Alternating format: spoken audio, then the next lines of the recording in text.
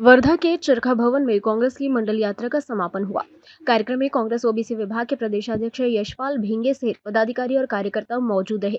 हालांकि समापन कार्यक्रम की पत्रिका में नाम होने के बावजूद कई प्रमुख नेता अनुपस्थित रहे। इस पर भिंगे ने कहा है कि तिलक भवन में बैठक होने के कारण नेता समय पर नहीं पहुंच सके। उन्होंने बताया कि मंडल यात्रा को ओबीसी समाज से अपेक्षा से अधिक समर्थन मिला।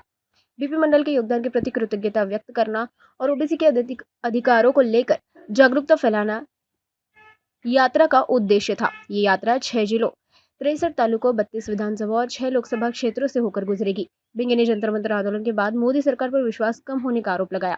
उन्होंने देवेंद्र फडणवीस पर सामाजिक संघर्ष बढ़ाने का आरोप लगाते हुए कहा है कि सरकार बहुजन विरोधी और आरक्षण के मुद्दों पर समाजों के बीच तनाव पैदा कर रही है। 7 ऑगस्ट म्हणजे मंडल दिनाच्या दिवशी आम्ही मंडल यात्रेला सुरुवात केलेली आहे आणि आज 5 दिवसानंतर सेवाग्राममध्ये आम्ही या यात्रेचा समारोप करतो आहोत। या यात्रेला आमच्या अपेक्षेपेक्षाही जास्त प्रतिसाद संपूर्ण ओबीसी वर्गाचा मिळालेला आहे। त्याचं कारण ही यात्रा 2 विषयामध्ये विभागलेली होती। एक म्हणजे बीपी मंडलांनी तमाम भारतीय ओबीसींच्या वरती उपकार केलेले आहेत, त्यांच्याबद्दलची कृतज्ञता व्यक्त करणं हे आमचं कर्तव्य आहे, ही एक भूमिका होती। आणि दुसऱ्या बाजूला ओबीसींच्या न्याय हक्काच्या लढाईमध्ये काँग्रेसनं काय केलं आणि आताची सरकार काय करतात हे लोकांच्या पुढे सांगणं, सत्य प्रगट करणं, या अर्थानं हे एक प्रकारे प्रबोधनात्मक आमचं फिरतं आंदोलनच होतं आणि याच्यामध्ये प्रचंड प्रतिसाद मिळाला। आम्ही 63 तालुक्यातून, 32 विधानसभा मतदारसंघातून, 6 जिल्ह्यामधून आणि 6 लोकसभा मतदारसंघातून ही यात्रा केली आणि आपण बघू शकता की जवळपास सगळ्या मीडियाने आम्हाला चांगलं सहकार्य केलं आणि लोकांच्यामध्ये आज एक उत्स्फूर्तता आहे।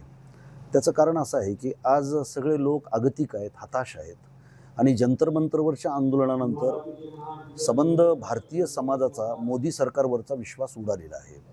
RSS प्रणित भाजपा ही कुणाचीही होऊ शकत नाही, स्वार्थानं बरबटलेली पार्टी आहे आणि त्यामुळं आता खंबीरपणानं आपण जननायक राहुलजी गांधी यांच्या पाठीशी उभं राहण्याचा निर्णय जणू काही लोकांनी केलाय, त्याचं दर्शन आम्हाला या यात्रेमध्ये झालं। कारण याच्यामध्ये फक्त आमच्या काँग्रेसचेच ओबीसीचे कार्यकर्ते सहभागी झाले नव्हते, तर वेगवेगळ्या गावातून ज्यांना ज्यांना कळालं ती माणसं आलेली होती।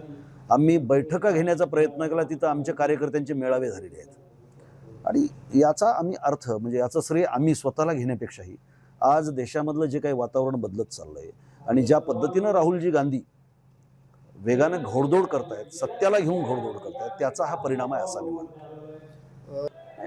आता हे बघा, फडणवीस नावाचा एक ज्याला काय म्हणतात लावालाव्या करणारा कळणाऱ्या नारद या महाराष्ट्रात जोपर्यंत आहे तोपर्यंत या महाराष्ट्राच्या पृष्ठभूमीवर सामाजिक संघर्ष होणारच आहे। हे संघर्ष स्वाभाविक आहेत, नैसर्गिक आहेत असं आम्ही अजिबात मानत नाही।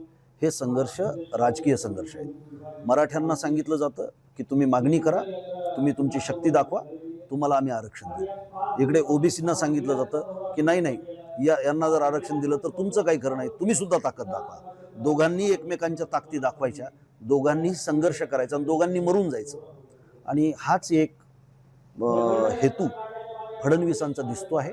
कारण जर त्यांना कुणाला एकाला जर न्याय द्यायचा असता तर मराठी पण आज खुश राहिले असते किंवा ओबीसी खुश राहिले असते, परंतु हे सरकार बहुजन विरोधी सरकार आहे।